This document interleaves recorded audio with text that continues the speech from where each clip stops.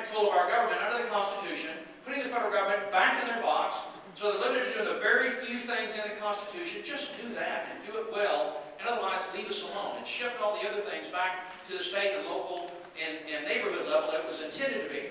And that's first and foremost in my mind. And I always look at every problem from that perspective, through the Jeffersonian lens. But then secondly, I'm also very hard-nosed about when it comes financially to the financial condition of the country. If y'all are familiar with Dave Ramsey, the financial guy on DC, I really follow Dave Ramsey. And Dave Ramsey once pointed out, you know what you call somebody with no debt during a recession? A spectator.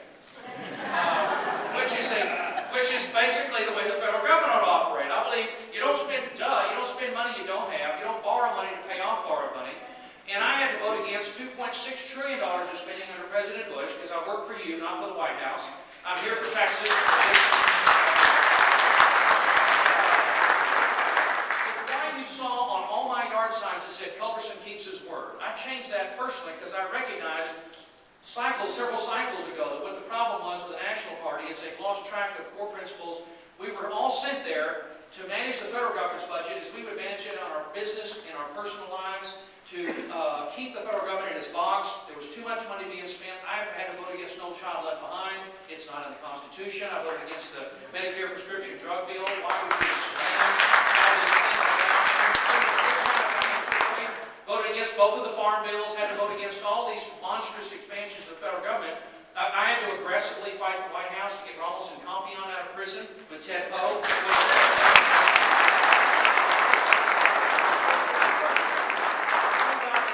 It really is. Thank God they're both out. They were commuted. The president commuted their sentence on the last day he was there, Tuesday the 20th. I hand carried a letter signed. I got every member of the Texas congressional delegation, plus our 2 senators, to sign a letter to President Bush asking him to commute their sentences, and I just gratefully did it. You know, who knows why? Thank goodness it's done. So it took Bush 8 years to spend that much money. In the first 6 months of this year, Nancy Pelosi and this new president have already managed to spend $2.6 trillion. In the first 6 months, that's just moving through the House. Now, last March, and this has been up on my website for over a year, I'm just getting increasingly so alarmed about the country's financial condition, and I can do this in about 5 more minutes, and I'll stop for questions. But this has got to be the starting point. When anybody talks to you about whatever it is they want to do at the federal level, the starting point is our financial condition as a nation. And this is a letter from the Comptroller of the United States, David Walker. I asked him to give it to me in 1 page. The key point here, and everybody be sure you take one of these home with you, because you'll not get this information almost anywhere else. He points out that and this is last March, before this new bunch took over. As of last March, every family in America owes $455,000. $455,000. Wait, well, this is what's so scary. How do we pay for it? The unfunded liabilities of the United States are the deadly part of this. He points out here, the second to last paragraph, look at this. We have, in my view, I'm quoting directly from the letter, and let this sink in. In my view, we have a 5 to 10 year window of opportunity to act, period. Inaction comes with a steep price tag, period. Recent projections from Moody's and an analyst at Standard & Poor's suggest that, absent policy changes, our nation is headed toward junk bond status as early as 2020. Now, that's just 11 years away. It's unacceptable. It absolutely is avoidable with some guts and stick to the Constitution and get the government back in their box. And here's an outline of what he's talking about. Tony, this is updated. This is as of June of 2009. So this is actually much worse than what he laid out. He says here that the unfunded liabilities are estimated at $53 trillion, and he thought they were growing at $2 to $3 trillion a year. Well, from March of last year until June of this year, the unfunded liabilities of you and I as taxpayers have gone from $53 trillion to $60 trillion. Now, and read this one here. Now, we'll get out of this. We've got to remember, first of all, for Americans, but better than that for Texans. We'll get out of this. There's no worry. We're going to get out of it. As spooky as this is, and I always remember that. I mean, and frankly, I always think, boy, I don't even know what hardship is. You know, I just go look at Lieutenant Harper's star and think, I don't even know what hardship or sacrifice is. But this is scary stuff. The sum of America's liabilities now exceed the collective net worth of the nation. They got to let that sink in. That means if you sold everything in America at full face value, the real estate, our clothes off our back, everything at full face value, it wouldn't generate $60 trillion. Now that's before this bunch passes the energy tax.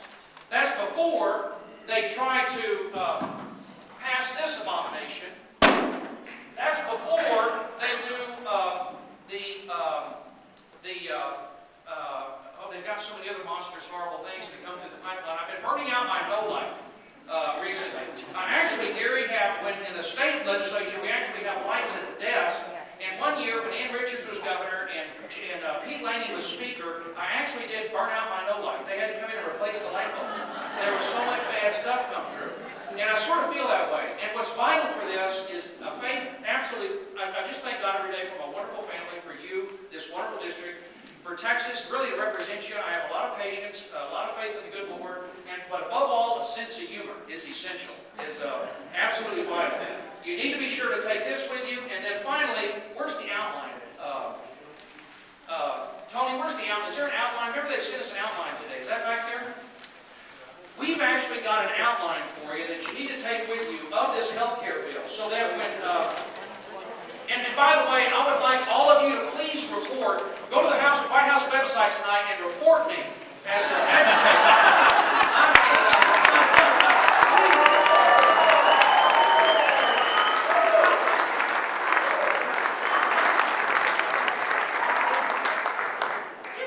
Just imagine what would happen to George Bush if he put up on his webpage for the White House that we want to know the names of anybody that's spreading disinformation about the Iraq War. Can you only imagine? Tony, there's another one that was like an outline of the bill. We're making extra copies of it. Okay, she's made those. Okay, be sure you get that one. Let me walk you through this quickly. I think I've actually got it on my BlackBerry here. It came in earlier today. You can also follow me on Facebook, on Twitter. Everybody here, please sign up on Facebook. I'm convinced, thank you. Oh, this is it, perfect. Facebook is the single most powerful tool on the internet. Now, I've started out with Twitter and I kind of like it, but you can't, it's hard to get everybody organized. You can't really see who you're talking to. But on Facebook, you're talking to friends, you're talking to people that are, as a general rule, philosophically like-minded. You can also organize, it's all free. And you can also set it up so you can set up action groups. Because there's something very specific that I'm going to do for the next meeting. I've already figured out a way I think we can not actually literally regain lost sovereignty for the federal government. It's going to be a combination of resolutions and elections coupled with federal legislation to just get them the heck out of our business in Texas and just start carving out areas that we can. It's not because you can't, this is the way, it's under the Constitution. This is absolutely valid. All the tools are there. The right to peaceably assemble, the right to petition your government, the right to have a free election. And there's some things that I've thought out that I just don't want to dive into here tonight. I just want you to know that I'm creatively and aggressively thinking outside of the box about how to solve this problem.